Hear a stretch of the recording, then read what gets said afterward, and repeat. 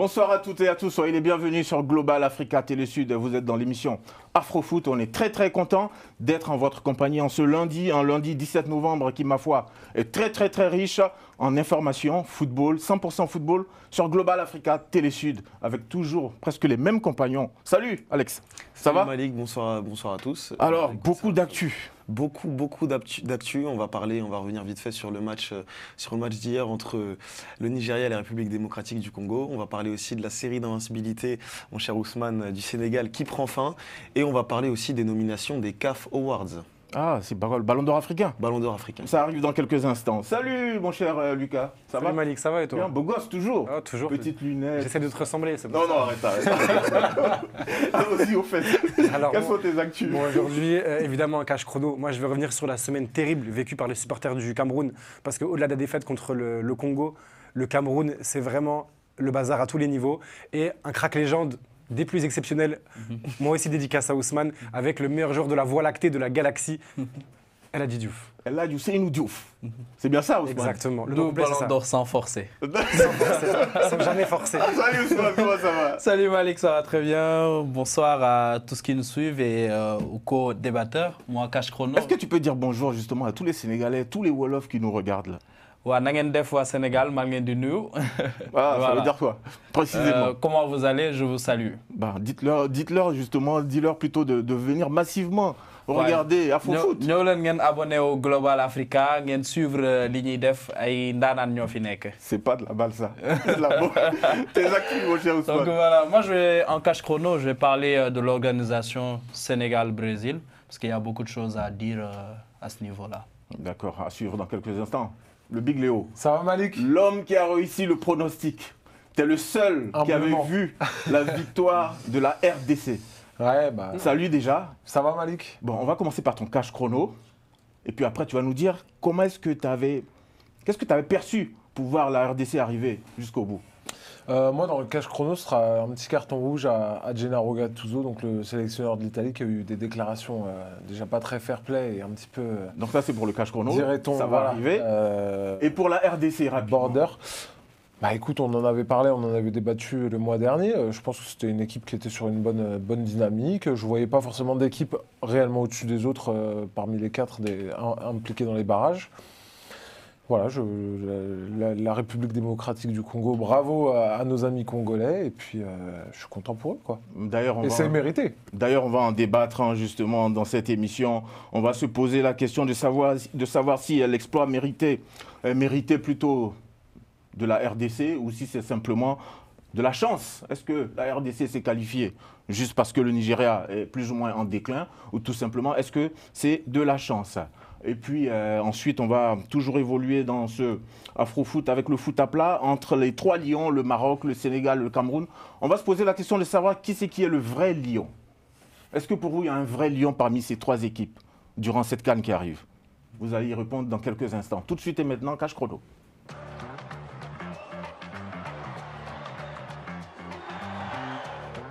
Alors, le cash chrono en mondial 2026, le Cameroun manquera le rendez-vous planétaire, mon cher Lucas. Oui, et avant même cette défaite face à la RDC, le Cameroun avait très mal préparé ce match. Un premier incident est arrivé avec la non-convocation de Christian Kofané, donc l'attaquant de 19 ans du Bayer Leverkusen, après qu'il se soit rapproché de Samuel Eto'o et qu'on pouvait imaginer quand même qu'il serait l'attaquant titulaire pendant ces matchs de barrage. Et Marc Brice a décidé de le laisser à la maison. Ça a créé un petit peu de malaise. Ensuite, cette sélection, parlons-en. Pas d'annonce officielle, des joueurs qui arrivent par ordre dispersé à Rabat, la FECAFOOT et le ministère des Sports camerounais qui se font une guerre et donc qui jouent sur est-ce qu'il doit faire une conférence de presse, Marc Brice, comment on fait, etc. C'était la cacophonie pour la communication de cette équipe. Et ensuite, la mise en retrait encore de Joachim Monunga, l'adjoint donc de Marc Brice, qui depuis juin 2024 est exclu de la feuille de match par la FECAFOOT avant chaque rencontre du Cameroun, alors que les joueurs ont, avant le match contre la Libye, je crois en mars dernier, avaient réclamé à ce que leur adjoint puisse accompagner les sélectionnaires et qu'on laisse en gros le staff travailler sereinement. Une seule réaction là pour compléter ce que vient de dire mon cher Lucas, parce qu'on a une vidéo justement de supporters camerounais. Si vous ne réagissez pas là, c'est bon? Alors mon cher Romain, si tu peux nous passer justement, on a recueilli quelques interventions de supporters camerounais juste après l'élimination de cette équipe du Cameroun. On les écoute. principal sentiment, c'est un sentiment de déception. C'est un sentiment d'énervement parce que on s'est rendu compte au vu du match que la deuxième mi-temps, il y avait la place. Il y avait suffisamment de place pour inscrire un but, au moins un but, voire deux. Mais nos avants n'ont pas été suffisamment adroits.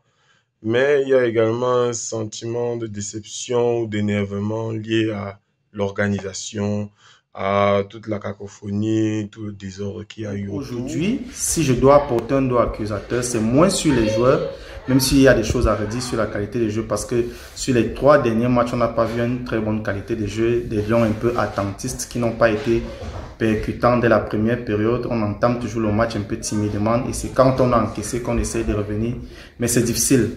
Mais je vais mettre de côté cet avis technique, mais pour pointer un doigt accusateur sur l'environnement qui règne au sein et autour de la tanière relativement à la crise qui existe entre le ministère des Sports et de l'Éducation physique et la Fédération camerounaise de football. Mais je ne suis pas tout à fait surpris parce que quand on regarde sur le fait, le Cameroun a perdu sa qualification directe face au Cap-Vert à Praia lors d'un match décisif. Alors, Lucas, tu es d'accord avec justement ces interventions? Totalement d'accord. Camerounais. Totalement d'accord avec eux. Et je pense que le contexte a pesé sur les épaules des joueurs camerounais. On a vu qu'ils n'ont pas réussi à développer leur jeu, qu'il y a eu très très peu d'occasions pour eux, qui semblaient bridés en fait. Et donc cette défaite 1-0 face au Congo, elle ne m'étonne pas. Cette élimination, elle ne m'étonne pas. Et ce que je me demande, c'est maintenant qui va payer les pots cassés. Est-ce que ce sera Samuel Eto'o? Est-ce que ce sera Marc Brice? Mais en tout cas, je ne pense pas que la situation soit tenable sur le court, même sur le moyen terme. Il faut changer quelque chose au Cameroun. Mais dans tous les cas, il y a une Coupe d'Afrique des Nations qui se profile. Et justement, dans le débat qui va suivre, on va se poser la question si ce Cameroun-là est capable d'avoir cette résilience pour remonter justement au sommet du foot africain. Ça arrive dans quelques instants. Toujours dans les cases chrono avec toi, mon ami Léo, on va parler de Gattuso. Ouais, parce que je ne sais pas si vous avez suivi, mais l'Italie hier a perdu contre la Norvège 1-4 à domicile. Après avoir déjà perdu le match aller là-bas. Mais entre-temps, on gagné 6 rencontres de qualification à la Coupe du Monde. Et Gennaro Gattuso, qui est notamment passé par l'Olympique de Marseille, a tenu des propos en conférence de presse qu'on peut qualifier de borderline, de peut-être fallacieux, certainement même. Donc pour ceux qui n'auraient pas suivi, du coup, il parle des 6 victoires de l'Italie durant la période de qualification. Et dit qu'il faudrait demander aux instances, à ceux qui dirigent les groupes et les règles de ces qualifications, pourquoi l'Italie ne s'est pas qualifiée malgré ses victoires. Il explique qu'en 1990 et en 1994, il y avait 2 équipes africaines seulement et qu'aujourd'hui, il y en a 8. Déjà, il se trompe puisqu'il y en a 9 plus une barragiste plutôt. Et il tient à rappeler, c'est pas une polémique, je veux pas faire de polémique, mais à notre époque, le meilleur deuxième se qualifiait directement pour la Coupe du Monde. Il y a des difficultés et on est bien conscient. Alors, pour moi et pour beaucoup d'autres, je pense, ce ne sont que des excuses. Donc, comme on l'a rappelé, ils ont perdu donc, contre la Norvège par 2 fois, qui a terminé leader de son groupe et elle s'est qualifiée pour la Coupe du Monde. Il faut aussi rappeler que l'Italie a manqué de se qualifier en 2018, battue par la Suède lors des barrages. Puis en 2022, battue cette fois par la Macédoine du Nord, avec notamment un match retour 0-0 à San Siro. Donc, des 2 nations qui sont censées être à la portée des Italiens. Et du coup, je me suis intéressé juste depuis leur victoire à l'Euro en 2021, donc face à l'Angleterre, ils ont perdu à plusieurs reprises contre l'Espagne, contre l'Angleterre, contre l'Autriche, contre l'Allemagne, contre la France, contre l'Argentine. Donc on voit que dès que le niveau il s'élève un petit peu pour la sélection italienne, eh ben, il flanche. Donc je pense que les excuses, c'est bien joli, mais il faudrait peut-être se pencher sur le cœur du problème qui est la sélection italienne en elle-même. Et tu l'as dit, je pense tout simplement qu'il y a un creux au niveau des talents, il y a un creux générationnel. L'Italie a de moins en moins de talents et je pense que ceci explique donc aussi cela. Et c'est peut-être aussi pour ça que c'est Gattuso qui est le sélectionneur. Cela dit. Mon cher Alex, toi tu veux nous parler plutôt de Cristiano Ronaldo. Je veux parler de Cristiano Ronaldo et je pense que là, il faut stopper. il faut stopper la sélection pour CR7 parce que, je rappelle juste un truc, les 2 plus grandes victoires de l'histoire de la sélection portugaise, c'est 9-0 contre le Luxembourg et 9-1 contre l'Arménie, hier ou avant-hier, sans Cristiano Ronaldo. Donc à un moment donné, il faut peut-être se poser les bonnes questions. Malheureusement, CR7, on le voit, si on peut être plus sérieux, quand on regarde les matchs, Cristiano Ronaldo, malheureusement, il n'avance plus. Et je pense que c'est plutôt un frein plutôt qu'une plus-value à son équipe.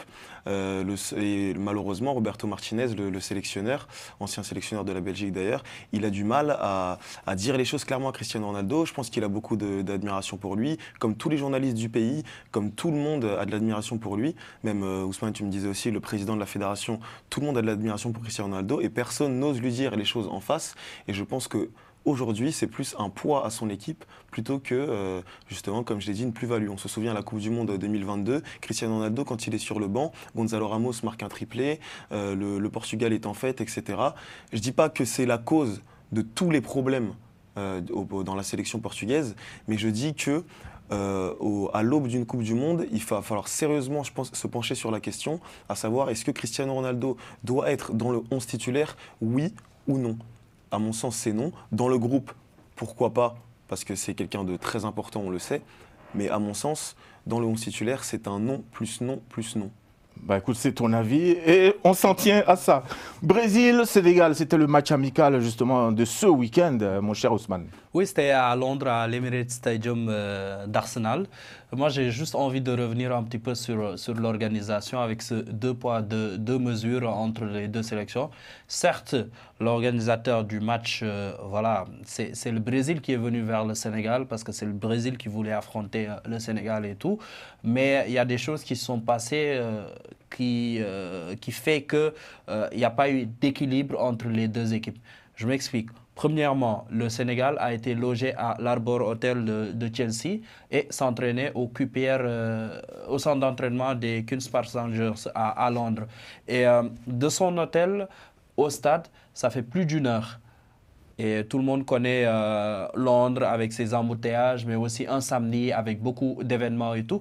Donc ça se dit, le Sénégal est arrivé à Pape Thiaw, il a dit en conférence de presse presque 40 sélectionneur sénégalais. Oui, un peu plus de 40 minutes avant le début de la rencontre. Mais imaginez une équipe qui arrive en retard en moins d'1 heure du coup d'envoi. D'ailleurs, ils ne sont pas échauffés au moment opportun parce que le Brésil, ils sont sortis, ils sont échauffés tout comme les arbitres et tout. C'est pas pour dire que voilà, c'est à cause de ça quand même que les joueurs n'ont pas répondu sur le terrain, mais quand même niveau organisation, c'était pas trop ça. Et en plus, le Sénégal n'avait même pas la possibilité de s'entraîner sur la pelouse de l'Emirates Stadium. Il n'y a pas eu une reconnaissance de terrain la veille? Il n'y en a pas eu. Pas d'entraînement, pas de conférence de presse là-bas. Tout, c'était au centre d'entraînement des Queen's Park Rangers.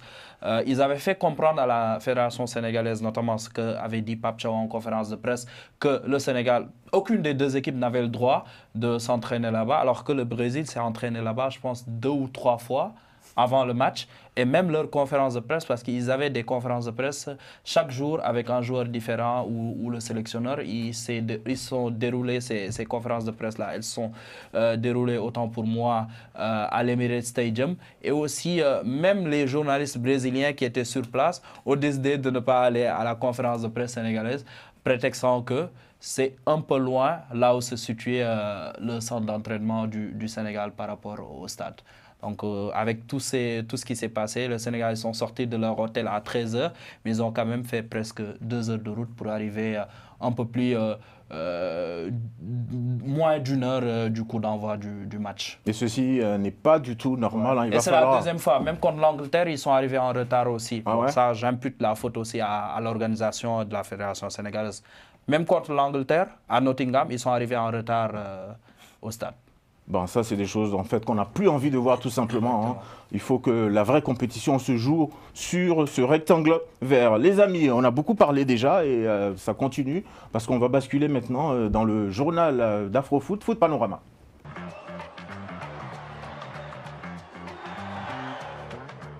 Alors, avec toi, mon cher Alex, on va commencer par quoi? La Guinée équatoriale qui est menacée d'expulsion, c'est bien cela.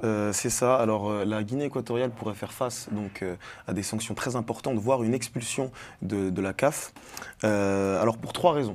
La première, c'est un manque de sécurité lors des matchs. Donc la CAF avait sanctionné plusieurs fois la Guinée équatoriale, notamment par des amendes de 5 000 $ et aussi par des suspensions de huis clos, parce qu'ils jugeaient que la Guinée équatoriale n'était pas bien garant de la sécurité des rencontres lorsqu'ils accueillaient les matchs. Donc ça, c'est la première raison. La deuxième raison, que certains connaissent peut-être, c'est la suspension de Emilio Nsue, qui a fait beaucoup parler. Emilio Nsue, c'était donc un international équato-guinéen qui a fait beaucoup parler pendant la CAN. La dernière CAN, oui. La dernière CAN notamment. Et il a été suspendu, donc il a une suspension de 6 mois, parce qu'il n'aurait pas totalement déclaré sa naturalisation, parce qu'on sait qu'il a joué des matchs avec l'Espagne, avec les sélections espagnoles quand il était jeune, et en fait il n'a pas bien fait le basculement avec sa naturalisation équato-guinéenne. Et donc du coup, ça donne un problème au niveau des licences. Et il se trouve que ce n'est pas le seul joueur. Il y a plusieurs joueurs, ils n'ont pas cité les noms, mais il y a plusieurs joueurs dont il y a eu ce problème de licence. Et la troisième raison, donc c'est des antécédents disciplinaires. Et là, on se dirige plutôt du côté des filles, où il y avait des gros problèmes disciplinaires, notamment pendant la CAN 2019, où la sélection équato-guinéenne féminine certaines joueuses ont été expulsées parce qu'elles se comportaient tout simplement mal. Donc du coup, il n'y a pas de raison plus que ça qui sont données, il n'y a pas de poursuites qui ont été faites à l'encontre de la Guinée équatoriale, mais il y a des discussions comme quoi on pourrait les expulser de la CAF. Alors, je ne pense pas que ça se fasse, les expulser de la CAF, mais en tout cas, peut-être qu'il y aura des grosses sanctions, que ce soit financières ou que ce soit sportives, il y aura sans doute de grosses sanctions. Voilà. CAF Awards, verdict imminent donc pour le Ballon d'Or africain. C'est ça, Malik, donc c'est ce mercredi. 19 novembre. Alors à chaque fois je vais vous citer les 3 nominés pour les catégories principales. Donc pour le gardien de l'année, on a Mounir Mohamedi, le gardien du RS Berkane, le Marocain. On a Yassine Bounou, qu'on ne présente plus, le gardien de Al Hilal en Arabie Saoudite et international marocain. Et on a également Ronwen Williams, qu'on ne présente plus non plus, le gardien des Mamelodi Sundowns, le Sud-Africain. Donc je ne sais pas si vous avez un favori, donc vous pourrez nous dire en commentaire. On va dire qu'on regarde souvent Bounou, donc Bounou. Hein. On va dire Bounou, ok. On a également l'entraîneur de l'année, Boubista, le sélectionneur du Cap-Vert, parce qu'on rappelle que le Cap-Vert a été qualifié pour la Coupe du Monde. Donc c'est quand même une excellente performance. On a Mohamed Wabi, l'entraîneur des U20 du Maroc, qui ont gagné, on rappelle, la Coupe du Monde du vin, donc c'est une sacrée performance également. Et on a Walid Regragui, qu'on ne présente plus aussi, l'ex-demi-finaliste de la Coupe du Monde avec le Maroc. En jeune joueur de l'année, on a Abdellah Ouazane, encore un Marocain, qui lui évolue à l'Ajax Amsterdam. On a Othman Mama, encore un Marocain qui évolue à Watford. Et on a Tylen Smith, un Sud-Africain qui évolue au Queen's Park Rangers. Et on arrive à la catégorie que tout le monde attend évidemment, c'est pour le Ballon d'Or africain. On a d'un côté Mohamed Salah, de l'autre Victor Osimhen, et on a évidemment Achraf Hakimi. Donc peut-être rapidement, vous avez un favori? Hakimi. Achraf Hakimi. Hakimi. Pas de Guirassy. Pas de Guirassy. Pas de Guirassy. Ousmane, c'est l'homme des polémiques. Plutôt Hakimi. Mais quand même, c'est... Mais là où il a... Mais c'est vrai que Guirassy n'est pas dans la liste. Hein. C'est très très Est-ce qu'il y a des raisons qui ont été Il n'y a pas de évoquées. raison. On sait que son grand frère ou son petit frère, enfin son frère a réagi sur les réseaux sociaux, notamment sur Instagram en postant une story où il a dit qu'il a exprimé son mécontentement et surtout son incompréhension. Disgrace, ouais, il a dit disgrace, ça veut dire donc injustice. Voilà, en anglais. Et il a montré son injustice, son incompréhension face à la non-nomination de Serhou Guirassy. La suite, c'est Estevao et Casemiro, Malik. Le point commun d'Estevao et Casemiro, c'est qu'ils ont mis fin à la série d'invincibilité, mon cher Ousmane, du Sénégal. 26 matchs sans défaite. Et malheureusement, c'est la fin. C'est ce samedi que ça s'est arrêté face au Brésil. Comme tu l'as dit, Ousmane, ils ont perdu 2-0. Et donc, c'était la meilleure série actuelle au monde, devant le Maroc et l'Espagne. Ça vous inspire, Ousmane? Pas surprenant si je me fie un petit peu. Qu'est-ce qui a manqué au Sénégal? Je pense qu'ils étaient en dedans. Ils n'ont pas très bien commencé le match. Donc ça a pris du temps pour se mettre dedans, mais il y avait déjà 2-0. Donc ils ont raté clairement la première mi-temps. Mais après, ils sont revenus. Mais bon, face à une équipe comme le Brésil qui avait de la bouteille, qui a montré de l'agressivité, je pense que le Sénégal n'a pas pris le match du bon bout. Et voilà, c'est quand même de bon augure pour la suite, surtout la CAN qui se profile. Parce qu'arriver à la CAN avec une série d'invincibilité et tout, tu ne prends pas en compte beaucoup de tes erreurs ou de choses à améliorer. Donc pour moi, cette défaite-là, comme l'a dit Pape Thiaw ce matin en conférence de presse, parce qu'ils sont en Turquie, il a dit que voilà, ça n'a pas plombé cette équipe, plutôt c'est une bonne chose. Mondial U17, donc il y a un 100% sélection africaine. On a droit à 2 huitièmes de finale, 100% Afrique, donc ce qui nous fait 2 équipes africaines au moins en quart de finale, donc c'est plutôt une bonne chose. Après avoir sorti les États-Unis 2-1, le Maroc retrouvera le Mali demain à 16h45 heure française. Le Mali qui a sorti l'équipe de Zambie 3-1. Donc ça c'est pour le premier huitième de finale, et sachant que le vainqueur de ce Mali-Maroc affrontera le vainqueur de Brésil-France, donc grosse affiche aussi. Et l'autre affiche c'est Ouganda-Burkina Faso, l'Ouganda qui a sorti le Sénégal 1-0 en 16e, et le Burkina qui a sorti l'Allemagne 1-0 également. Rendez-vous à 13h30 heure française également, et le vainqueur de ces huitièmes de finale affrontera le vainqueur d'Italie-Ouzbékistan. Au moins l'Italie, là ils sont qualifiés en Coupe du Monde, ça changera un petit peu. Dans quelques instants justement d'Afrofoot, on va vous parler de la CAN 2025 qui se profile. On va se poser la question entre le Sénégal, le Maroc, le Cameroun, ce sera qui le vrai lion? Ensuite, on va aborder le match qui a eu lieu hier entre la RDC et le Nigeria, donc élimination du Nigeria, et puis la RDC qui se qualifie pour les prochains barrages. On va se poser la question de savoir tout simplement si la RDC a tout simplement eu de la chance. Ça arrive dans quelques instants. Toujours avec toi, mon cher Alex, Ligue des champions Afrique. Retour de la Ligue des champions africaine ce vendredi. Avec le premier match Al Hilal Omdurman, donc un club du Soudan, contre le MAC Alger, donc un club d'Algérie. Donc c'est le premier match de cette compétition, le retour de la Ligue des champions africaine. Peut-être que vous avez un favori. Moi j'en ai 2. L'année dernière c'est Al Ahly qui a remporté la LDC. Moi je dirais les Mamelodi Sundowns. Cette année j'y crois fort. Ou l'Espérance Tunis. Bah, tu m'arrêtes parce que j'ai regardé assez rapidement, mais je crois que dans toutes ces équipes, il y a un seul club ouest-africain, me semble-t-il, le club malien. Ouais. Hein? C'est... Vous me confirmez ça? Le Stade malien. Le Stade malien, je crois que c'est le seul club ouest-africain. Ouais. Je crois que c'est le seul club ouest-africain. Après, il va falloir qu'on fasse un sujet là-dessus, les amis. Égypte, Maroc. Après, il faut savoir aussi comment ça se passe, c'est que c'est quand même assez compliqué d'accéder à cette Ligue des Champions, parce qu'il y a... Mais pourquoi les autres y arrivent? Pourquoi les autres y arrivent? Peut-être que ça travaille mieux du côté de l'Afrique du Nord. Bonne question, mais en tout cas, il y a que... Par exemple, je sais que pour la Côte d'Ivoire, la SEC Mimosa n'y est pas. Et donc c'est dommage, c'est pour ça que je suis un peu déçu. Mais au-delà de ça, le vainqueur du championnat ivoirien, déjà il faut terminer premier, et ensuite tu joues des barrages pour pouvoir se qualifier. Donc c'est même pas le premier de chaque pays, tu vois ce que je veux dire. Après tu es obligé de jouer des barrages. Donc du coup c'est assez compliqué. Après on sait que c'est un gros continent l'Afrique, donc peut-être qu'ils sont obligés de réduire, je sais pas. Mais dans tous les cas, il y a forcément des explications. Non mais il y a des coefficients, c'est comme en Europe. Voilà, un club au moins va avoir du mal à passer. pays, ouais. Là tu vois qu'il y a je crois 3 clubs égyptiens, 2 clubs marocains, 2 clubs algériens, Voilà, comme ça. aussi, oui. Il y a des pays qui sont surreprésentés et d'autres qui ont moins de points en coefficient. Ils sont obligés de passer par des barrages. Exactement. Dans tous les cas, on va en parler, parce que c'est vraiment un sujet... qui, ma foi, me semble super important. Merci Alex pour les infos. Merci à vous. Pour Foot Panorama, dans quelques instants, on va recevoir notre ami Armand Ossé, ex-international gabonais, qui va nous aider justement à lire tous les sujets qui arrivent. En CAN 2025, Sénégal, Maroc, Cameroun, ce sera qui le vrai lion? Ça arrive tout de suite dans le foot à plat.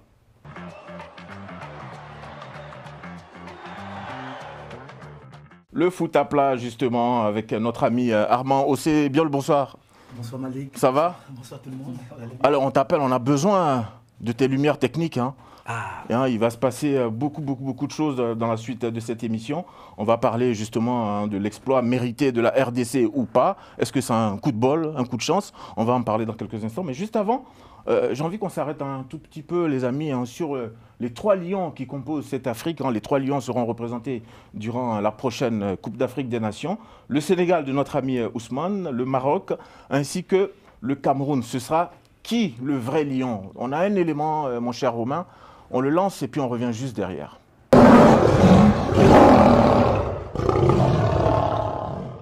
Dans Dans le football africain, 3 nations se partagent le même totem, le lion. Mais à l'approche de la CAN 2025, lequel rugira le plus fort? D'abord, le Cameroun, les lions indomptables. Eux, c'est l'héritage. 5 CAN, des légendes comme Eto'o, Mila, Bell ou Song. C'est ce pays qui a gravé l'image du lion dans l'imaginaire africain. Les lions originels, ceux de la tradition. Mais leur prestige est aujourd'hui secoué. Ils viennent d'être éliminés des qualifications pour la Coupe du Monde 2026. Le mythe tient toujours, mais le présent laisse des questions. Ensuite, le Sénégal. Les Lions de la Teranga. Eux, c'est la domination actuelle. Champion d'Afrique en 2021. Performant au mondial. Et une génération en or. Mané, Koulibaly, Mendy. Une équipe solide, régulière, cohérente. Si on parle de force du moment et des résultats, ce sont les Lions Alpha. Et puis, il y a le Maroc, les Lions de l'Atlas, champion d'Afrique en 1976, demi-finaliste historique du Mondial 2022, une première pour le continent. Une équipe structurée, disciplinée, moderne. Des lions qui rugissent, mais surtout qui réfléchissent. Les stratèges d'Afrique. 3 lions, 3 identités, 3 façons de régner. L'héritage camerounais, la puissance sénégalaise, l'intelligence marocaine. Alors, la question est simple. À la CAN 2025, qui sera le vrai lion d'Afrique? On ouvre le débat.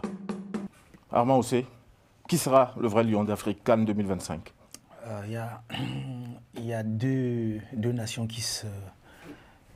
Comment dirais-je, qui se distinguent, on va dire le Sénégal, déjà par la continuité du travail amorcé déjà par l'ancien sélectionneur, repris par Aliou Cissé, Pape Thiaw, qui fait une continuité magnifique, qui joue sur les mêmes principes, avec une structure aussi locale du football bien ancrée, et une bonne philosophie, et ça continue. On a le Maroc aussi derrière, qui est une référence aujourd'hui que je pourrais dire avec hautement africaine dans sa structuration, la structuration de son football, les moyens qu'elle a mis et la vision qu'elle a pour son football. Donc pour moi, les Lions indomptables, aujourd'hui, il a dit tout à l'heure, la cacophonie, c'est un sketch, c'est un théâtre. Ils y sont plus sur le terrain et sur le plan de terrain même, il n'y a plus de joueur qui est capable de faire transcender l'équipe. C'est un collectif qui est complètement en perdition. Mon cher Léo. Moi, je suis d'accord avec ce qui vient d'être dit. Je pense que sur les 3 équipes, le Cameroun est certainement la plus faible. Parce que dans ma vision du foot, je pense que pour performer sur le terrain, il faut performer en dehors. C'est-à-dire qu'il faut que tout le monde tire dans le même sens. Et je n'ai pas l'impression que ce soit exactement ce qui se passe en ce moment au Cameroun. Lucas a parlé tout à l'heure de la situation extrasportive. Et du fait, moi je sais que tu aimes bien les avis tranchés, et je pense que le Maroc est actuellement le très grand favori des 3. Ils vont jouer à domicile, ils ont une équipe qui est talentueuse à tous les postes, ils ont de la ressource sur le banc, ils vont être devant leur public, ils ont un travail de fond qui a été fait depuis de nombreuses années pour en arriver là où ils sont aujourd'hui. Et je pense qu'ils vont avoir à cœur de remporter la Coupe d'Afrique des Nations, déjà pour mettre fin à une longue série de disettes et aussi pour légitimer le projet qui a été amorcé ces dernières années. Lucas, Ousmane, on va le laisser parce que lui, il fait partie d'un des 3 lions en fait. Donc je sais pas. C'est un lion pas objectif. Il va dans la subjectivité, on va dire. On laisse ça pour la fin. Un lion partisan. Mon cher Lucas. Moi, évidemment, je suis d'accord par ce qui a été dit par Armand et Léo. J'ai quand même des réserves sur le Maroc et je vais vous dire pourquoi. Je pense qu'on ne mesure pas la pression qui sera celle des Marocains pendant cet événement. Pour moi, il y a 3 équipes qui se distinguent particulièrement et qui sont favorites. Donc le Sénégal, le Maroc, mais aussi la Côte d'Ivoire qui est quand même tenant du titre. Ça, on en parle assez peu. Ils arrivent masqués. Et on a parlé des lions. On ne peut pas parler des éléphants. Les éléphants, ils vont écraser les lions, peut-être. Ça peut arriver aussi. Ça peut arriver aussi. Ça, c'est ta punchline à toi. Mais ce que je veux dire, c'est que, en fait, pour moi, le Maroc n'a pas forcément une équipe qui est supérieure aux autres favoris. En tout cas, même s'ils ont des accomplissements comme la demi-finale de Coupe du Monde. Et puis les jeunes aussi qui arrivent. Hein. Oui, les jeunes qui arrivent, mais il n'y a que 26 sélectionnés. On ne peut pas prendre tout le monde. Ça veut dire qu'effectivement, il y aura une équipe cohérente, même si ça peut être amputé de leur meilleur joueur et de leur capitaine Achraf Hakimi. Donc, à côté, Walid Regragui, il a une énorme pression. qualification. Et donc, dans ce contexte, moi, je vois bien le Sénégal faire quelque chose. Je trouve que malgré la défaite, le Sénégal propose des choses qui sont assez cohérentes. Tu parles de la défaite face au Brésil en match amical. Exactement, en match amical. Et en plus, Ousmane nous a parlé un petit peu des conditions difficiles dans lesquelles le match a eu lieu pour les Lions de la Teranga. Donc moi, je vois effectivement le Cameroun en dessous, comme mes compères l'ont dit. Je vois le Maroc et le Sénégal au même niveau, mais j'ai peur que sur une demi-finale ou une finale, les joueurs marocains puissent être grisés un petit peu par la pression qui est la leur.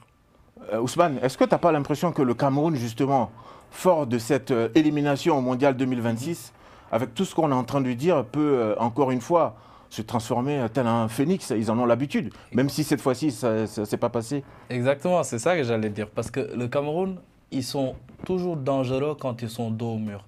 En 2017, personne ne les attendait. C'est ce qu'Armand disait la semaine dernière, voilà. en disant qu'ils allaient remonter. Personne ne les attendait et pourtant ils ont fini champions d'Afrique. Avec une équipe moyenne en plus. Exactement. Boubacar, formidable. Franchement, très moyenne même. C'est pas la même génération, là. Il n'y a plus la même dynamique. Hein. Si, je comprends. Il n'y a pas la même dynamique, mais on est dans une compétition. Alors là, les réalités d'un jour de match sont différentes les matchs après les autres. Il peut y avoir des faits de jeu, il peut y avoir beaucoup de choses qui peuvent se passer. Donc, j'ai l'impression qu'on les sous-estime un petit peu trop parce qu'ils sont en train de traverser une mauvaise passe. Mais attention, par rapport au Maroc, ils ont atteint leur paroxysme. C'est-à-dire que le Maroc, il gagne la Coupe d'Afrique. Il n'y a vraiment pas de surprise. Mais s'il ne gagne pas, alors là, ça rejoint ce que disait tout à l'heure Lucas par rapport à la pression qu'ils ont. Et concernant le Sénégal, j'ai remarqué qu'il y a beaucoup de choses qui se sont passées, surtout au niveau collectif. Il y a beaucoup de choses qui ont changé. Le Sénégal, avant, s'appuyait juste sur une assise défensive, gagnait ses matchs vraiment avec sérieux et tout. Mais là, j'ai vu une dose de beau jeu, contrairement au Maroc qui gagne des fois difficilement. Donc peut-être ça peut le dernier face au Mozambique, ça n'a pas été simple pour le Maroc, cela dit. Le dernier match amical. Très minimaliste, ouais. C'est une critique qui est récurrente aussi. Avec le but de Dounaï, entre autres. Exactement. Alors que le Sénégal est en train de se régénérer avec une nouvelle génération, avec les Hassan Diao qui viennent d'arriver, Ibrahim Baye, Mamadou Sarr et tout. Donc pour moi, même si le Sénégal ne gagne pas cette Coupe d'Afrique, elle ira très loin et prendra beaucoup d'expérience. Et j'ai envie de dire aussi, amicalement, le Sénégal et le Maroc sont assez proches. Et s'il y avait une élimination du Maroc, je pense que le public marocain serait derrière le Sénégal. Et qui sera le vrai lion pour toi alors? J'ai pas dit le vrai lion, ouais. Sénégal, évidemment. Évidemment. Toi, tout à l'heure, très objectif. Tu as plutôt choisi le Sénégal aussi. Hein, non, moi, j'ai cité les deux équipes qui se démarquaient parce que j'avais pas fini mon propos. C'est qui le vrai? Je pense que, contrairement à ce que disait Lucas tout à l'heure, moi, je pense que le Maroc, chez lui, est capable de remporter ces titres. Tout à l'heure, il parle du paroxysme. Moi, je n'ai pas cette vision-là. Moi, je pense que dans le niveau qu'ils ont atteint, il y a ce qu'on appelle aussi le niveau émotionnel, la gestion émotionnelle, la gestion de la pression. Ça fait partie du package qu'ils ont acquis. Non, mais justement, Armand, c'est pour ça que j'apprécie ta présence aujourd'hui. Toi, tu as été footballeur au haut niveau. Est-ce que ça joue beaucoup ou c'est selon les joueurs, t'en as qui arrivent à se surpasser, qui ne font pas attention à cela? Est-ce que c'est quelque chose qui est si important que ça quand on est face à son public et qu'il y a un enjeu? Je vais te dire d'une manière générale, aujourd'hui, dans cette nouvelle ère, le mental fait partie intégrante du football de haut niveau. Ça fait partie. Après, il y a la gestion individuelle et il y a la gestion collective. Donc il y a deux choses et ça se suit, ça se tient. Il faut avoir les deux. Mais déjà individuellement, il faut être armé mentalement pour pouvoir gérer ces situations. On reviendra tout à l'heure sur le match de la RDC face au Nigeria. Face au Nigeria. Vous allez remarquer, quand on y reviendra. Donc pour moi, je pense que dans le processus, l'évolution, le cheminement du très haut niveau, il est intégré. Donc quand une équipe comme le Maroc est capable, en pleine Coupe du Monde, de franchir un cap mental, il a déjà franchi un cap que les autres n'ont pas. Ce n'est pas joué. Ce n'est pas parce qu'il va jouer contre son public qu'il aura plus de pression. Je ne pense pas, la pression, elle est là, mais la pression, le Maroc ne la voit pas. Pour toi, le Maroc va faire fi justement de cette pression locale. Ça fait partie de toutes les acquisitions. Mais quid justement des équipes comme le Sénégal qui arrivent sur un territoire qui n'est pas le leur, dans ces cas-là, avec le talent qu'ils ont, je veux dire, avec la pression en moins, le talent en plus. Donc forcément, j'ai envie de dire, si je m'en tiens à ce que tu dis, le Sénégal en l'occurrence, aura davantage de facilité à passer les étapes dans ces cas-là. Là, on ne sera plus sur la dimension mentale, on sera sur la direction purement technique. C'est deux mais avec la pression en moins. Le Sénégal, ce que je peux te l'accorder, le Sénégal sera moins sous pression. Ça, c'est sûr. D'accord. Elle va faire valoir ses atouts techniques sur le terrain. Le Maroc, je pense que c'est qu'il a un challenger. Je ne sais pas si on va appeler le Sénégal un challenger du Maroc, hein, je ne pense pas. C'est deux équipes qui se valent. Déjà même dans la composition, la structuration, la profondeur des bancs de touche, c'est une équipe un peu similaire. Et si c'était la finale d'ailleurs, hein, mon cher. Voilà, c'est ce qu'on souhaiterait de nous, c'est que ces deux équipes aillent en finale. Et là, il y aura opposition de style, opposition de grosses cylindrées africaines. Donc pour moi, il n'y a pas à parler de pression mentale à deux grosses écuries, non. Pour toi, c'est quelque chose qui a été réglé déjà lors du dernier mondial, s'agissant du Maroc en tout cas. Oui, cas. mais en fait, c'est ça l'indicateur. Je ne dis pas qu'il n'y a pas de pression. La pression d'aujourd'hui n'est pas la pression de demain. Tout dépend aussi des circonstances. Et il y a aussi le facteur individuel dans la gestion collective mentale. Léo ? Moi, je suis tout à fait d'accord avec tout ce que vient d'évoquer Armand. Et il y a aussi un facteur, je pense qu'il ne faut pas oublier, c'est que ce soit les joueurs du Sénégal ou du Maroc, ce sont des joueurs qui ont dans leur vie de tous les jours, dans leur club, ont aussi l'habitude, sont confrontés à cette pression parce qu'ils jouent dans les... Est-ce que c'est la même chose?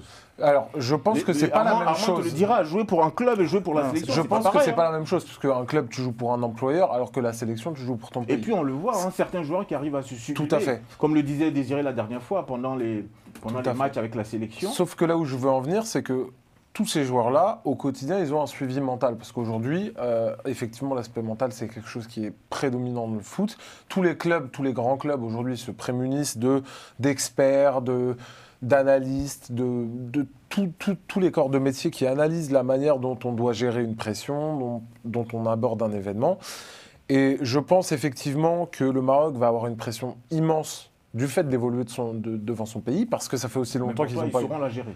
Je pense qu'ils vont savoir la gérer, et je pense aussi qu'il ne faut pas dire que le Sénégal n'en aura pas. Parce que à partir du moment où une équipe se sait favorite, elle a forcément de la pression, dans tous les cas. Parce qu'ils vont être attendus. D'ailleurs, regarde, toutes les semaines ou toutes les 2 semaines, on parle du Sénégal comme potentiel gagnant et comme favori de la compétition. C'est qu'on a des attentes vis-à-vis de cette équipe. Et les joueurs, évidemment, je pense qu'ils en sont conscients, qu'ils vont avoir cette pression. Et du coup, ça va être aussi intéressant de voir ça. Mais pour toi, Lucas, justement, pour revenir un peu à un autre lion, le 3e en l'occurrence, selon vos différents classements, le Cameroun, est-ce que tu ne penses pas que d'ici là, avec tout ce qui s'est passé durant ces éliminatoires du mondial, le Cameroun qui n'arrive pas à passer devant le Cap-Vert, qui se retrouve barragiste, éliminé encore une fois, est-ce que tu ne penses pas que justement le Cameroun est tellement bas qu'il ne peut que se relever d'une certaine façon, avec peut-être des changements à opérer d'ici...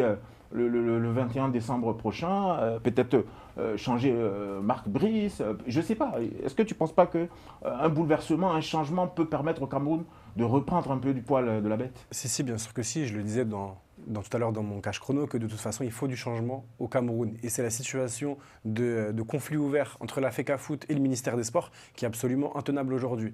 Donc, s'il y a des changements au Cameroun, effectivement, on se dit tous que l'équipe qu'on a vue sur le terrain, il va mieux que ça, les joueurs. Même si ce n'est pas la plus grande génération du Cameroun, quand on les a vus sans idée, contre un Congo certes solide, mais qui ne semblait pas non plus forcément hors de portée, on a du mal à croire ce qu'on voit. Et effectivement, je crois que le Cameroun peut faire mieux, je crois que le Cameroun doit faire mieux, mais je pense que là, les joueurs, en fait, ils sont dans une situation qui est trop difficile. ça les concerne directement. C'est pas seulement de l'extra-sportif. C'est-à-dire ça touche le staff, les joueurs qui les accompagnent tous les deux. On a coutume de dire au Cameroun qu'il y a 2 staffs aujourd'hui. Le staff de tous les jours et le staff des jours de match. Parce que sur la feuille de match, M. Moununga, il n'y est jamais. Et donc je pense qu'ils sont dans une situation où même tout est trop compliqué à gérer pour les Camerounais. Donc s'il y a un petit peu de sérénité qui est apportée par les instances dirigeantes, je pense que le Cameroun peut mieux faire. Mais là, c'est très mal parti. Et sans une décision forte, ça n'arrivera pas. En tout cas, je pense. Ousmane, tu conclus le débat? Ouais, moi juste préciser que le Sénégal a réglé son problème mental depuis le match contre le Congo. Ils venaient, ils avaient la pression parce qu'ils étaient obligés de gagner pour finir premier du groupe avec tout ce qui s'est passé au stade des Martyrs. Ils ont pu régler ça, donc je pense qu'à la Coupe d'Afrique, ils feront pareil.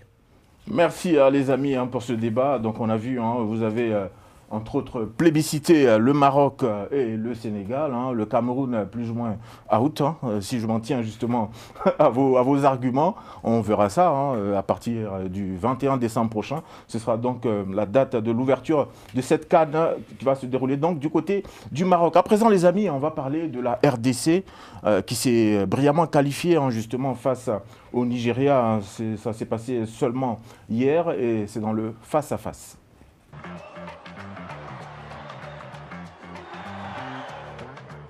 Alors, face au débat, les amis, on va revenir sur le choc qui a secoué toute l'Afrique. La République démocratique du Congo a éliminé le Nigeria au tir au but 4-3 et se rapproche donc d'une qualification historique pour le mondial 2026. Mené dès la 3e minute, les Congolais reviennent grâce à Elia, dominent le jeu, poussent donc en prolongation et arrachent la décision lors d'une séance de tir au but irrespirable, insoutenable même, j'ai envie de dire, avec un Fayulu héroïque et un Mbemba encore une fois décisif. Résultat, le Nigeria, géant du continent, est tout simplement out, les amis. Alors, on va se poser la question de savoir tout simplement, parce qu'on le sait tous, le Nigeria, c'est un grand d'Afrique, et pourtant hier, il s'est retrouvé confronté à de vraies difficultés.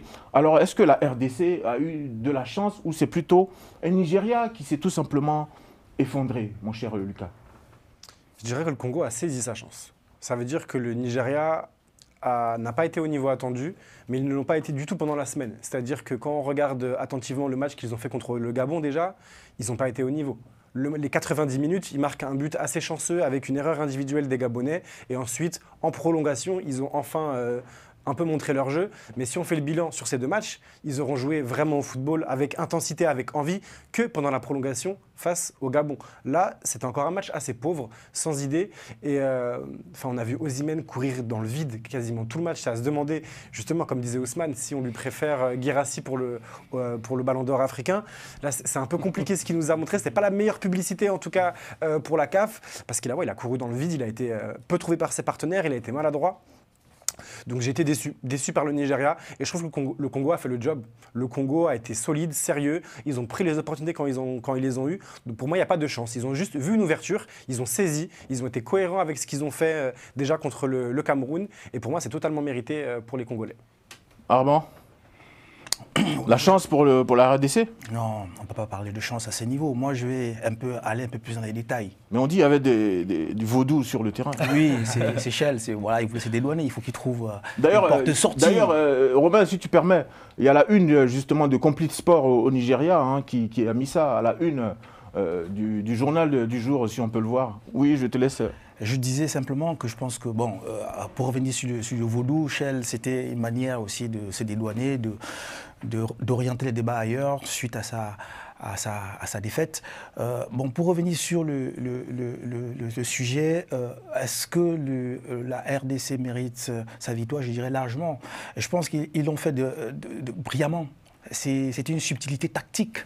Le coach des Arbres, l'ancien coach du Coton de Garoua. Coton de Garoua, du côté du Cameroun, il a fait une leçon tactique.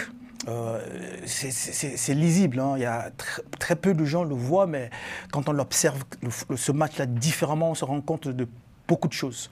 La première chose, c'est que à l'analyse du jeu du Nigeria, on sait qu'ils ont une pointe athlétique avec Osimhen et Lookman. 2 buteurs, certes, mais qui pèsent sur les défenses énormément. On sait aussi qu'ils ont le Nigeria a un jeu vertical, justement en s'appuyant sur cette pointe-là. Et donc la stratégie pour lui, ce qu'on a lu à travers le match, c'est de comment neutraliser cette pointe. Et il fallait compter sur la doublette Wemba, le capitaine, et Twanzebe, j'ai du mal à prononcer ce mot, qui ont magnifiquement appliqué une stratégie homme, couverture, homme. C'est-à-dire qu'il y a une couverture mutuelle entre ces deux qui a poussé Osimhen à sortir de leur camp, de leur surface. En fait, ils l'ont chassé. Ils l'ont chassé, pratiquement. Si vous observez bien, après je vais développer. Osimhen a dézonné pour toucher le ballon très loin. Et ce qui a permis... Alors que ce n'est pas son jeu. C'est pas son jeu. Son jeu, c'est-à-dire que l'idée pour la stratégie, c'était de l'empêcher d'avoir la profondeur aussi, de se retrouver dans la surface de réparation. Il ne s'est quasiment pas eu de ballon dans la surface de réparation des Congolais. La deuxième chose, c'était de resserrer le bloc en le rendant compact du milieu de terrain, très proche, et couper les transitions vers justement ce duo Lookman, Osimhen. Ce qu'ils ont bien reçu et poussé et obligé, on va dire, l'équipe nigériane à passer sur le côté. Pourquoi passer sur le côté? Parce qu'ils avaient beaucoup plus de sécurité et de certitude sur leur joueur de couloir, qui sont le latéral droit qui joue à Manchester. J'ai oublié le nom. Wan-Bissaka, qui a été exceptionnel. Aucun débordement, aucun centre des attaquants nigérians. C'était fini. Et après, ils ont pu développer leur jeu petit à petit, ils sont montés en puissance. Ils ont gagné le combat psychologique. Là où je veux en venir, le combat mental. Vous avez vu que les Nigériens... Pourtant, ils ont été menés au score. Hein. Oui, justement, ça suffit. C'était juste un quart d'heure. Après, une fois qu'ils ont égalisé, c'était fini. Ils sont montés en puissance. Ils ont pris le rythme. Vous vous rendez compte que la position elle était congolaise. Mais justement, avec plusieurs... Et ils jouaient haut. Et plusieurs situations, dont 2 buts refusés sur des fautes minimes. C'est là où vous vous rendez compte que la stratégie a fonctionné. Osimhen, il est sorti. Donc 2 arbres à bas d'échelle, tactiquement. Tactiquement, il a bouffé cru. Jusqu'au tir au but même, avec le changement de gardien. Au changement de gardien, et cela... Il est rentré dans la tête de... Quand on parle du mental, la gestion individuelle dans le collectif... Donc 2 arbres est rentré dans la tête de... Vous voyez bien que les joueurs, ils étaient complètement perdus. Ouais. À l'image même du premier tireur embassé, dans les tribunes tout de suite. Hein. Ils ont douté. Ils ont réussi à rentrer dans la tête des Nigériens. Exactement. Avec pas mal de solutions tactiques. Voilà. Et le vaudou a joué.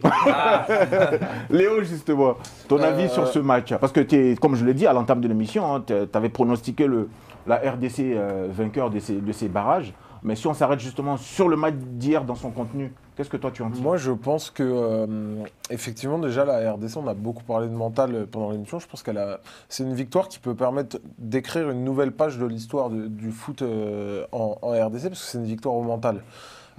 Faut rappeler par exemple qu'on parle d'une finale de barrage pour disputer d'autres barrages en vue d'une Coupe du Monde. Dans le milieu de la RDC, il y avait Ngael Mouko et Noah Sadiki qui ont tous deux 20 ans. Donc il faut se rendre compte de la pression que c'est aussi de représenter son pays aussi jeune dans un match aussi compliqué. Même si ce sont des joueurs qui jouent en Ligue 1, en Première Ligue, ça reste quelque chose d'important. Sadiki qui s'est d'ailleurs présenté pendant la séance de tir au but. C'est une victoire qui a été, je pense, méritée à la fois mentalement mais aussi sur le terrain. Parce que aussi le Nigeria n'a pas su saisir, parce qu'ils ont eu une occasion de 2-0, le Nigeria sur un ballon en retrait dans la surface aux alentours de la demi-heure de jeu, ils n'ont pas su saisir cette occasion. Et les Congolais ont su, eux, rugir quand ils en ont eu l'occasion et l'opportunité. Donc pour moi, c'est une victoire amplement méritée. Lucas a rappelé que le Nigeria, cette semaine, n'avait pas été très bon. C'est une équipe qui n'aurait pas dû se retrouver déjà dans cette situation de barrage, à mon sens, Parce qu'on parlait par exemple tout à l'heure dans le 30 secondes chrono de l'Italie qui était en barrage en Europe, mais le Nigeria n'avait rien à faire non plus en barrage en Afrique, au vu de son équipe, de son pédigré. Je pense qu'il y a aussi peut-être d'autres éléments qu'on peut expliquer. Par exemple, Lookman, sa situation en club, son début de saison un petit peu contrarié avec son entraîneur à l'Atalanta, son départ avorté. Peut-être que ça a pu jouer aussi dans la tête, dans ses performances, dans le rythme de ces rencontres. Il y a plein de facteurs qui ont... C'est un alignement qui a souri au Congo, qui a su saisir l'opportunité et qui a amplement mérité sa place pour les barrages intercontinentaux. Lucas, est-ce que pour toi on peut parler de chance côté RDC finalement? Non, pas du tout. Pas du tout. Déjà, ils n'ont pas de chance, ils ont leur meilleur buteur qui est absent. Yohan Wissa de Newcastle, qui est blessé depuis le début de saison, qui l'est porté un petit peu l'an dernier. Il n'est pas là. Il n'y a aucune chance. C'est comme tout le monde a très bien dit, la cohérence tactique, le fait qu'ils aient été courageux, qu'ils ne soient pas laissés impressionner par le Nigeria.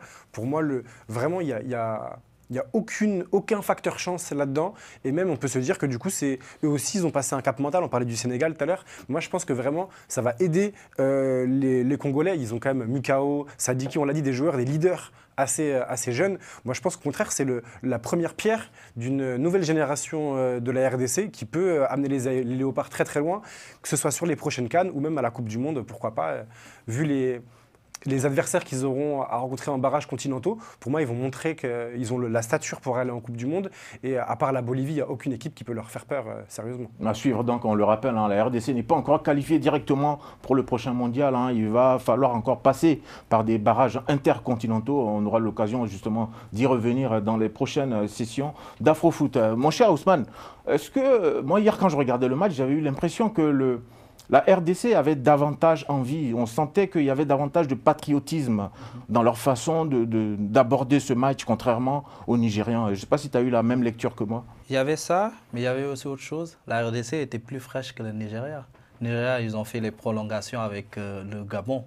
Et à coup sûr, si le Gabon n'avait pas craqué, vraiment, ils n'allaient pas prendre ces buts-là. Donc déjà, jeudi, c'était très difficile pour le Nigeria. On vient aussi à ce match-là d'hier face à la RD Congo. On a vu que la RD Congo a montré beaucoup plus de hargne, comme tu viens de dire, Malik, mais également beaucoup plus de qualité collective.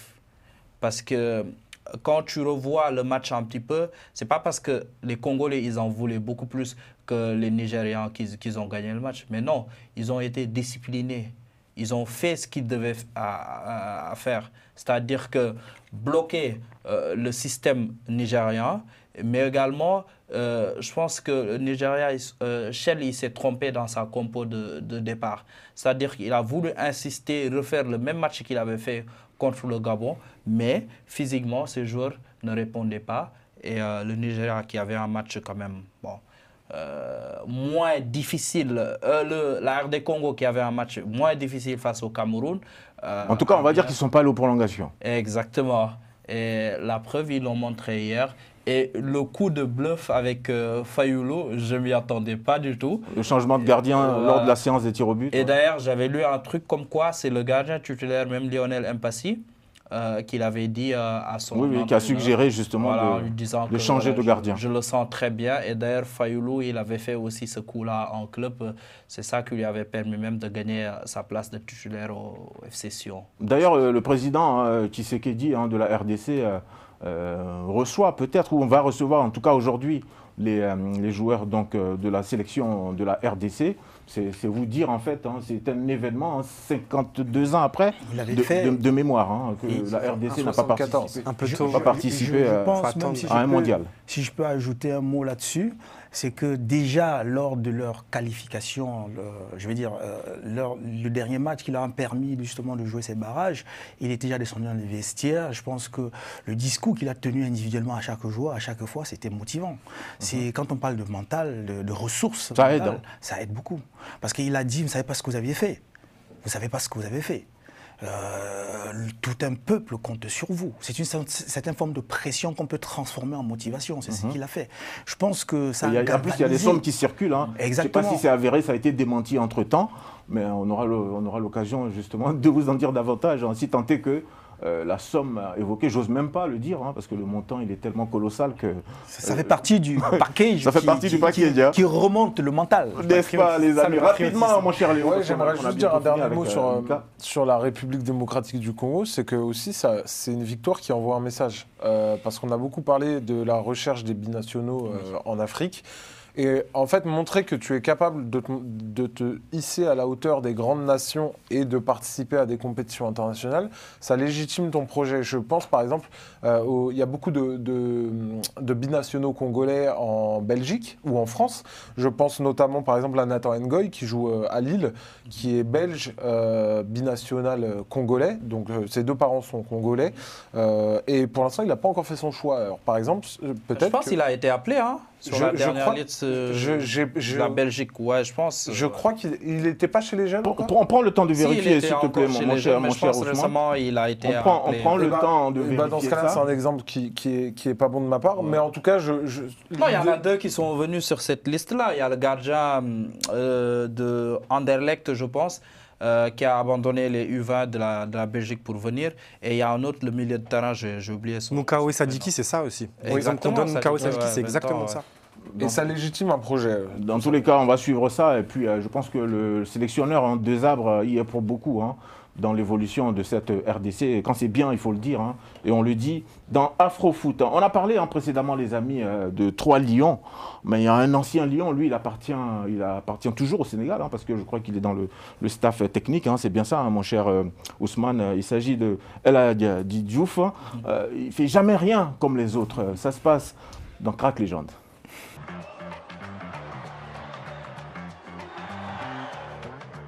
Je disais un lion parmi les lions. Le plus fou de tous les lions. Le plus fou de tous les lions, El Hadji Diouf. Donc, la légende du Sénégal, on va revenir sur sa carrière. Donc, il est né le 15 janvier 1980 à Dakar. Et très vite, il se fait remarquer comme un jeune qui a un don balle au pied. Dès l'adolescence, il passe des recrutements, il commence à se faire remarquer. Et il quitte le Sénégal, donc environ 14 ans, pour aller faire un essai au RC Lens. Sauf qu'à l'époque, le RC Lens ne le trouve pas assez bon. Et du coup, c'est à Sochaux qu'il signe son premier contrat. Et il découvre la première division à tout juste 17 ans. Donc voilà, à peine arrivé, déjà adopté. Il fait ses premiers pas en Ligue 1. Et sa première saison est si intéressante que le Stade Rennais l'achète dans la foulée. Et il fait une première saison aussi réussie au Stade Rennais. Et c'est là que sa carrière va vraiment changer. Il est du coup acheté par le RC Lens. Et là, en 2 saisons, il s'affirme comme un des meilleurs joueurs de Ligue 1. Donc avec des capacités très très intéressantes puisqu'il est à la fois dribbleur, créateur, passeur, parfois aussi buteur. Donc à l'époque, les ailiers, il n'y avait pas encore eu les ailiers buteurs comme aujourd'hui. Les ailiers avaient un rôle plus créateur qu'aujourd'hui, plus créatif. Et en fait, El Hadji Diouf, c'était vraiment un des plus gros espoirs continentaux. Donc, après sa 2e saison chez les Sang et Or, où voilà, il a tout cartonné, il se retrouve à Liverpool. Sauf que là, sur les bords de la Mersey, sa carrière va commencer à prendre une tournure un peu plus compliquée. Déjà, Diouf ne comprend pas le mauvais traitement que Gérard Houllier lui donne. Et ce qu'il dit, c'est qu'on ne traite pas son meilleur joueur comme le plus mauvais. Chaque chose a son prix. Moi, j'étais un joueur exceptionnel. Donc, un avis qui n'est pas forcément partagé par tous ses coéquipiers, parce que Jimmy Carragher dira notamment que c'est le pire attaquant avec lequel il a pu évoluer. Malheureusement, les faits vont plutôt donner tort à El Hadji Diouf, qui ne marque pas un but lors de sa 2e saison à Liverpool et qui se retrouve du coup assigné à Bolton. À Bolton, en 4 ans, c'est autant de frasques que de coups d'éclat. Donc ça veut dire un week-end, il veut marquer un doublé et le week-end d'après se faire remarquer pour un souci extra-sportif, etc. Donc il a très très peu de continuité, El Hadji Diouf. Et après ces 4 saisons à Bolton, il enchaîne les aventures dans des clubs de bas de tableau de Première Ligue, donc Sunderland, Blackburn, Leeds. Il va aussi un petit peu aux Glasgow Rangers en Écosse, avant de finir sa carrière au Sabah FA en Malaisie. Malgré cette carrière un petit peu décevante en club, El Hadji Diouf, il a aussi marqué le monde entier par ses coups d'éclat avec la sélection des Lions de la Teranga. Donc avec le Sénégal, c'est 62 sélections pour 22 buts. Meilleur joueur de la CAN 2022, défaite en finale face au Cameroun de Eto'o. 2002, pardon. J'ai dit quoi 2022 oui, non. 2002, pardon. Défaite en finale face au Cameroun de Eto'o et Mboma. Et il est acteur majeur du quart de finale disputé par le Sénégal à la Coupe du Monde 2002 toujours. Et il a remporté 2 ballons d'or africains consécutifs en 2001 et 2002. Et Diouf, lui, ce qu'il dit, c'est que même s'il n'a pas une montagne d'accomplissements, au moins les gens se souviennent de lui. Par exemple, il dit « Certains ont joué 3 Coupes du Monde, personne ne s'en rappelle. Moi, j'en ai joué une. » Tout le monde s'en rappelle. Et effectivement, on se rappelle de son débordement face à la France pour le but de Papa Bouba Diop. Il était voilà, ce joueur un peu inoubliable, fantasque, très très fort, mais qui a eu du mal, je pense, à s'adapter au très très haut niveau qui était requis notamment pour les clubs de haut tableau de Première Ligue. Mais ça reste quand même une légende vivante au Sénégal. Il reste attachant malgré tout. Et comme il le dit lui-même, écoute bien, mieux vaut être roi dans son pays qu'une mère d'ailleurs. Voilà. Légende, El Hadji Diouf. On est un peu d'accord avec lui. Armand, c'est un mot pour Samuel Eto'o El et Hadji lui, Diouf. ils font partie de la même veine. La même veine, hein. Ouais. C'est des gagneurs. Au niveau, non, beaucoup plus au niveau égo. Hein? Mais il faut de l'ego pour pouvoir gagner. Bien sûr, pour être sais, champion. Oui, mais bon, en fait, c'était un formidable footballeur, et, très talentueux. Et il a amené au championnat de France quelque chose qu'on ne voyait pas. La percussion, il osait. Ouais, tout à fait. Ce que fait aussi le petit Désiré Doué au Paris Saint-Germain, il le faisait, mais moins doué que Doué, je pense. Ouais. À suivre donc pour la carrière de Doué. Un mot justement sur El Hadji Diouf rapidement, mon cher Ousmane. Diouf, double ballon d'or sans forcer. Comme il a l'habitude de le dire, il y a les uns, les autres et les etc. Ouais. Lui, il faisait partie de ces etc. Mais je pense que quelque chose lui a manqué durant toute sa carrière, c'est d'avoir une bonne hygiène de vie. Parce que tout le temps sortir en boîte de nuit ou faire des frasques et tout, ça lui a empêché quand même de devenir l'un des meilleurs joueurs parce que niveau vraiment sa génération, c'était quand même l'un des meilleurs. C'est le meilleur talent. Au niveau du talent, ouais, donc il n'a pas réalisé ce qu'il avait à réaliser. Et dites-vous, j'ai une petite anecdote pour sa venue en France. Il jouait le championnat universitaire. Ce qu'on appelait les UASU au Sénégal. Un recruteur, il était venu, juste pour montrer encore son cran. Et il était de base venu pour voir Makhtar Ndiaye. C'est Makhtar Ndiaye qui devait amener ici en test. Et Diouf, il est allé le voir, il lui a dit « Je suis meilleur que lui, prends-moi ». Donc c'est comme ça qu'il est venu à ce show.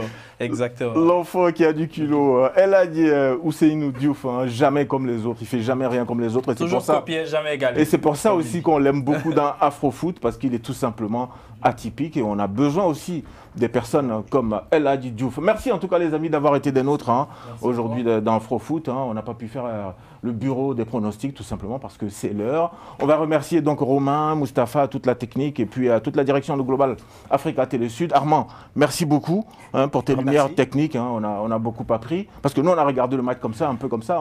On devinait, mais là tu nous as apporté des précisions et on a su que c'était plutôt Mbemba et comment il s'appelle ? Il y a 3 joueurs fondamentaux Qui ont plutôt muselé, C'est ça. qui ont plutôt muselé notre ami Osimhen. Donc c'est de bon augure en tout cas pour la suite de la RDC. Merci Ousmane, merci Lucas, merci Léo, merci Lucas plus précisément parce que je t'ai regardé en disant tu m'as compris.